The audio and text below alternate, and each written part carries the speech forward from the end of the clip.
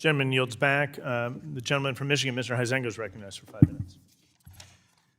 Thank you, Chairman Stile, and I do just want to extend my congratulations to you as well, becoming chairman of the Digital Assets Subcommittee and having been the former chair of the Capital Markets Subcommittee where a lot of these issues were housed. I know this is complicated and well-deserved, though, on your part, but also congratulations to Chair Hill for seeing that we needed to break this out. I think this is a very positive thing, so I look forward to working with you all.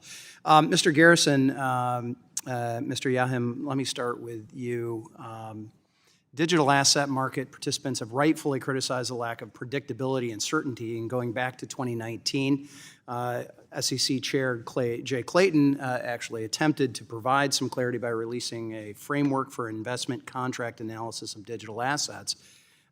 But we've just seen and just exited the last 4 years where former Chair Gensler famously told crypto firms to come in and register, whatever that meant exactly. They provided very little direction or a way for that to actually happen. Instead, it seemed that firms received was a threat of enforcement for doing so.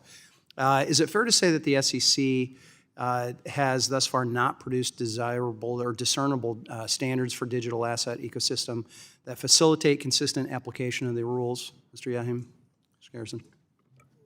Congressman, thank you for the question.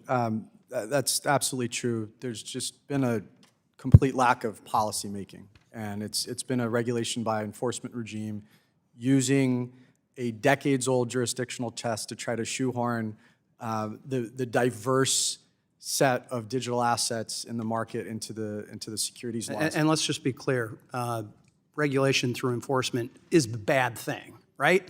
It is a bad thing. Okay. Sometimes some of my colleagues and friends don't always see it that way. They just think that that's another tool in the toolbox. But that lack of predictability, I would think, would be very harmful. It's been in stark contrast, Congressman, to, we've watched in many major markets around the world a constructive policymaking process where jurisdictions have crafted definitions, passed legislation, passed regulation. We're in the implementation phase. It has been the exact opposite experience here in the United States. Yeah, Mr. Garrison, I want you to answer this part. What must be done to ensure consistent guidance regarding the classification of digital assets?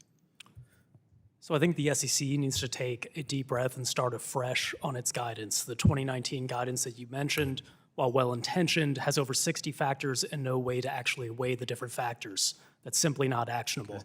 There's I think good news is Acting Chair Ueda is seemingly doing that, taking a very different approach. One of his first was to rescind the Staff Advisory Bulletin 121, SAB 121, followed by the creation of a crypto task force headed by fellow Commissioner Hester Peirce. So additionally, we've seen the SEC pause some of their pending crypto-related enforcement actions, citing a desire for potential resolution. Mr. Kim, beyond these examples, what other actions could the SEC pursue as far as low-hanging fruit to improve its approach in digital asset regulation that Congress could legislate? Thank you very much for your question. First of all, I want to just reiterate that it's been so encouraging for the industry to have the SEC Crypto Task Force and the new SEC leadership welcoming and willing to work with the industry. In addition to pausing or withdrawing enforcement actions based solely on registration violations without any allegations of fraud or egregious conduct, it's clarifying some of the issues that the industry has been requesting. What is a security? Clarifying and confirming that a stablecoin that is backed one-to-one US dollar denominated is not a security, and just continue to work with industry. The industry wants to work with our regulators to make sure that we can enhance clarity and provide for US leadership.